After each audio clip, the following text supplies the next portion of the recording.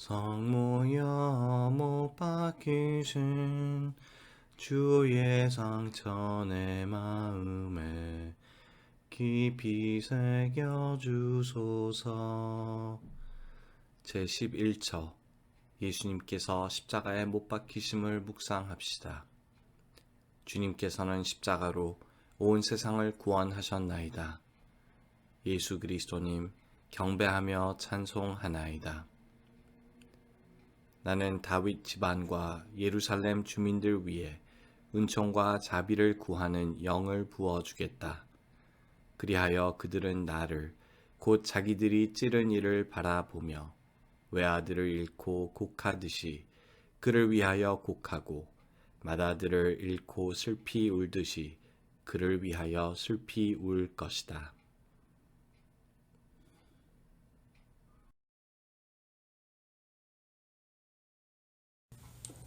제11처 예수님께서 십자가에 못 박히심을 우리는 묵상하고 있습니다. 사실 이런 11처에 오면은 우리가 참 슬프다고 사람들이 표현을 많이 하죠. 나의 죄로서, 나의 불신으로서 우리는 예수님의 손에 못을 받고 있다. 사실 맞는 이야기입니다. 특히 우리가 십자가의 길을 하면서 십자가의 길을 계속 처음부터 하시면서 내 삶을 되돌아보고 계셨다면은 매 처마다 벌써 우리가 십자가의 못을 받고 있다는 것을 느끼실 수 있었을 것입니다. 우리가 제1처에서 묵상했던 것처럼 우리가 남들을 심판을 할 때 우리가 뭐 5처를 이렇게 봤을 때 시몬이 예수님 십자가를 드는 거를 도와주는 거를 보고 있을 때 우리는 우리 십자가를 버리라고 하지 누구를 도와줄 생각도 안 하고 우리 옆에 있는 이웃들이 참 도움이 필요할 때도 우리는 무시할 때 바로 그 순간순간 우리는 이미 예수님 손에 못을 받고 있었죠. 제6처 베로니카를 다시 되돌아봐도 그렇습니다. 우리는 가끔 우리가 어쩌겠냐, 내가 힘이 없는데 어떻게 도와줄 수 있는 게 없다, 내가 어떻게 이 큰 일들을 도와줄 수 있을까 하지만 어떤 때는 우리가 힘이 없을 때도 주님께서 원하시는 것은 베로니카처럼 아주 작은 일, 그래도 네가 얼굴은 한번 닦아줄 수 있지 않았냐. 예수님의 십자가의 길을 없애달라는 것이 아니라 그냥 그 가는 길에 얼굴이라도 한번 닦아줄 수 있었는데 왜 내가 힘이 없다며 핑계를 대고 있었을까? 바로 이런 것들이 우리가 이 십자가의 길을 걸으면서 주님의 손에 십자가에 못을 받고 있었던 것입니다. 예수님께서 여인들을 만났을 때 그렇게 얘기를 하시죠.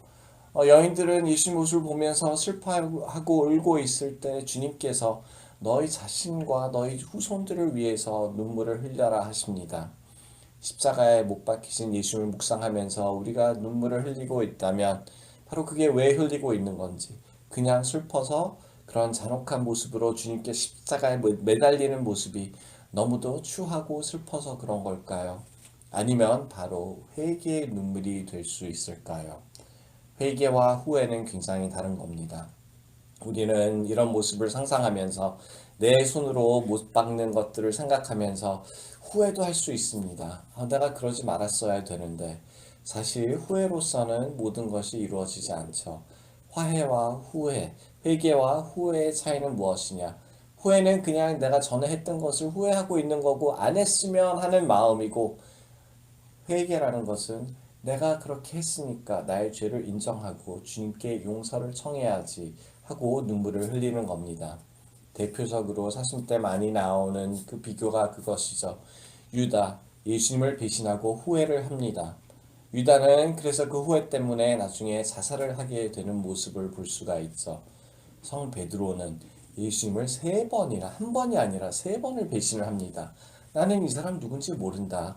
나는 이 사람 누군지 모르고 저 사람이랑 같이 있었던 적도 없고 나랑 저 사람이랑 자꾸 엉켜서 얘기를 하지 말라고 이렇게 주님을 계속 배신하고 있는데 베드로는 예수님의 모습을 볼 때 무릎을 꿇고 회개의 눈물을 흘립니다. 그렇습니다. 바로 우리의 죄들이 우리의 어떻게 보면 우리의 의무를 소홀히 한 모든 것들이 바로 우리가 예수님 십자가에 못을 박는 것은 맞습니다. 하지만 그것을 인정하고 그래요 주님 죄송합니다.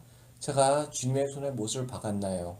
내가 사랑한다고 하면서 어떻게 이렇게 했을까요?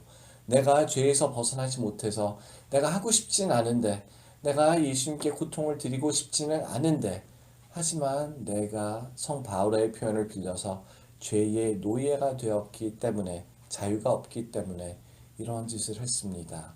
용서해 주십시오. 그리고 내가 이 죄에서 벗어날 수 있도록 나에게 힘을 주시고 나에게 자유를 주소서. 11절에서 예수님의 못박음을 묵상하면서 우리가 해야 될 것은 바로 이런 회개입니다. 그냥 슬퍼하는 것이 아니라 내 자신에 대해서 슬퍼하고 내 자신이 이런 죄인이고 보잘것없고 나약한 존재이기 때문에 주님께서 오셨다는 것을 감사드리면서 우리는 11절을 묵상해야겠습니다. 저도 사실 신부가 막 됐을 때 사실 미사를 드릴 때마다 그런 생각을 오래 했습니다. 과연 내가 어떻게 이 자리에 서 있나? 과연 내가 어떻게 주님께서 말씀하신 것을 내 입으로 내뱉고 있고, 어떻게 죄를 짓는 이 손에서 이 빵과 포도주가 주님의 거룩한 몸과 피로 변할 수 있을까? 어떻게 내가 남을 무시하면서도 이 손으로 제일 소중한 예수님 몸을 나눠준다고 할 수 있을까? 하면서 굉장히 어려울 때가 있었습니다. 오늘날 사실 십자가의 길뿐만이 아니라 기도를 하면서 내가 나에게 필요한 것은 그런 고통스러운 후회가 아니라 오히려 회개를 통해서 감사해야 된다는 것을 깨달았습니다. 내가 이런데도 주님 제대에 저를 세웠네요. 내가 이렇게 보잘것없는데도 주님 나에게 당신의 몸과 피를 맡기셨네요. 너무도 감사합니다. 그렇습니다. 주님께서 우리를 선택하셨습니다. 우리의 죄를 다 알고 선택하셨습니다. 우리가 죄인이고 나약한 것을 알고 당신의 외아들을 보내셨고, 그 외아들은 우리가 나약하기 때문에, 죄인이기 때문에 우리에게 거기에서 해방을 주시려고 십자가에 못 박히셨습니다. 오늘 11절을 묵상하면서 진실한 회개의 눈물을 흘릴 수 있도록 11절을 우리는 묵상하면서 진심으로 이 세상에 오신 주님께, 나를 위해서 오신 주님께 감사드릴 수 있도록 함께 기도합시다. 왜 당신은 우리의 손으로 당신의 손과 발에 못을 박는 것을 허락하시나요? 우리의 자유로운 사랑을 그리 목말라 하시어 우리를 위하여 못 박히신 당신의 사랑을 우리는 이해할 수 없습니다. 주님, 우리의 두려움을, 우리의 의심을 버리고 이해할 수 없는 그 큰 사랑을 우리가 받아들일 수 있는 믿음을 주소서. 구세주 예수님, 알몸으로 십자가에 못 박혀 달리셨으니 저희도 주님과 같이 몸과 마음을 희생 제물로 봉헌하게 하소서.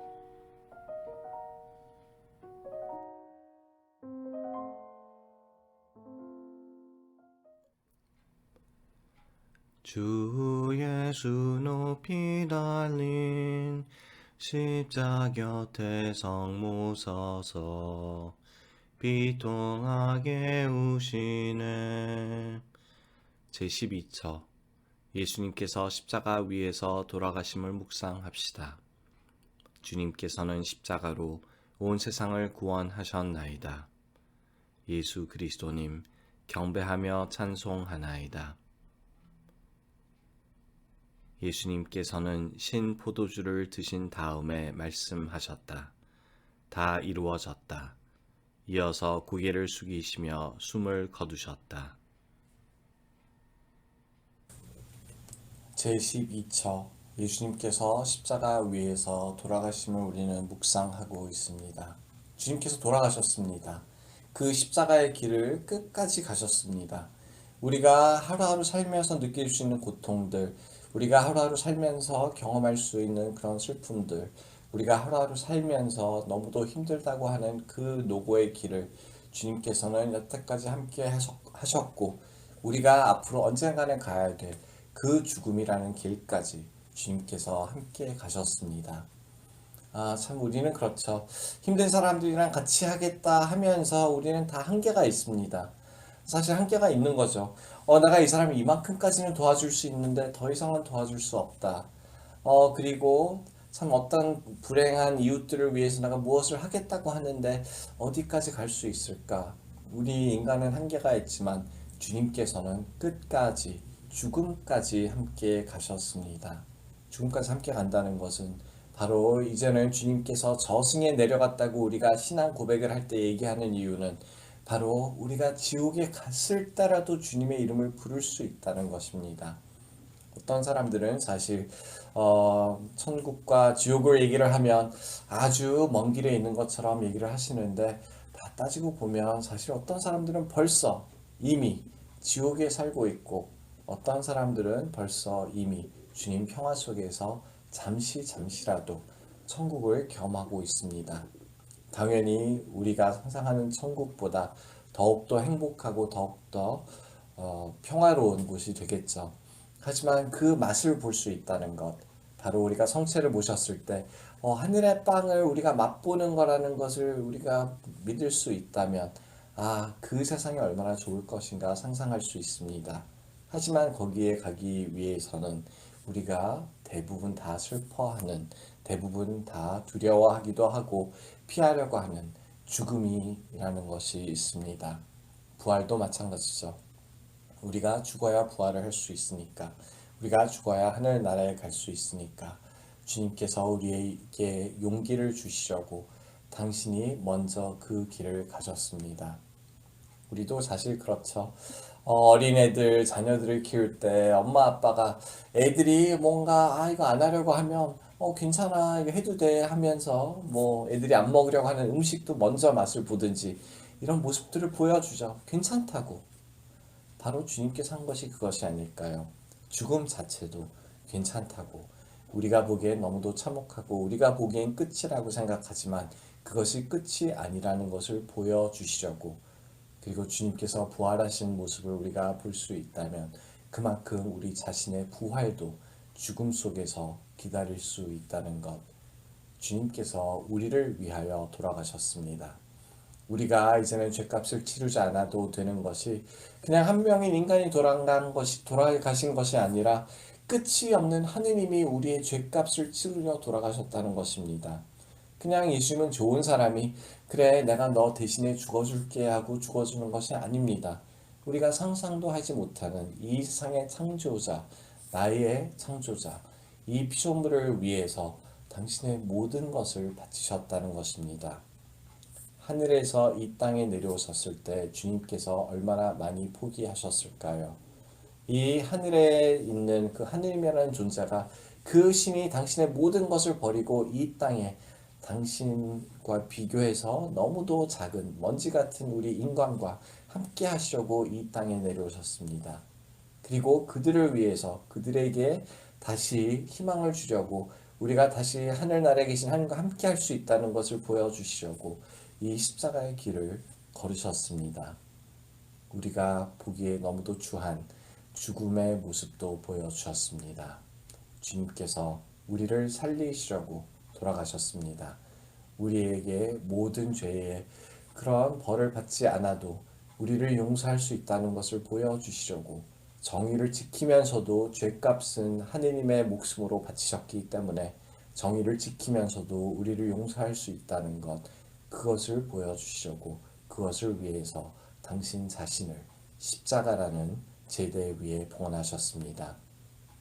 이제 우리는 제대에서 미사 봉헌을 할 때마다 바로 거기에 봉헌되는 것이 빵과 포도주가 아니라 제대에 봉헌되는 것이 나의 어떤 재물, 나의 희생 재물이 아니라 하느님께서 직접 마련하신 십자가에 계신 예수님이라는 것을 기억하면서 그 재물을 바쳤다면 우리는 영원한 생명을 얻을 수 있을 것이다 하는 희망을 잃지 맙시다.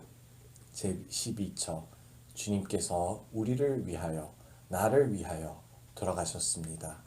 주님께서 바치신 희생 제물이 나의 삶에서, 나의 믿음에서, 나의 사랑과 나의 희망에서 열매를 맺을 수 있도록 함께 12처를 묵상합시다.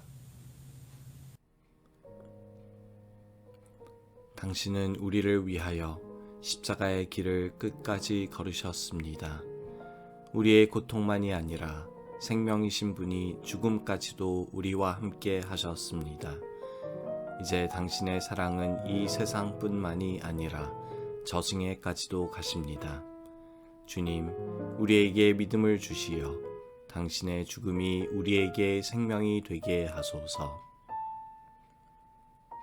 구세주 예수님, 저희를 위하여 십자가 위에서 숨을 거두셨으니 저희도 십자가에 못 박혀 다시는 저희 자신을 위하여 살지 않고 주님을 위하여 살게 하소서. 구세주 예수님, 혹시라도 영원히 주님을 떠날 불행이 저희에게 닥칠 양이면 차라리 지금 주님과 함께 죽는 행복을 내려주소서.